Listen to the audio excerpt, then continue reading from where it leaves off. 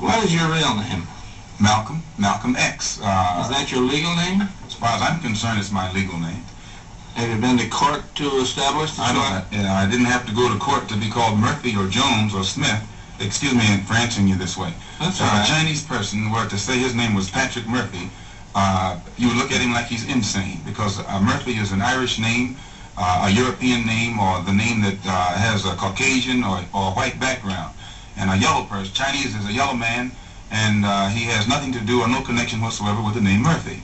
And if it doesn't look proper for a person who is yellow or Chinese to be walking around named Murphy or Jones or Johnson or Bunch or Powell, I think it would be just as improper for a black person or the so-called Negro in this country, as we're taught by the Honorable Elijah Muhammad to walk around with these names. And therefore he teaches us that during slavery, the same slave master who owned us put his last name on us to denote that we were his property. So that when you see a Negro today who's named Johnson, if you go back in his history, you'll find that he was once his grandfather, or one of his forefathers was owned by a white man who was named Johnson. His name is Bunch. His grandfather was owned by a white man that was named Bunch. Would you mind telling me what your father's last name was? My father didn't know his last name. My father got his last name from his grandfather, and his grandfather got it from his grandfather, who got it from the slave master.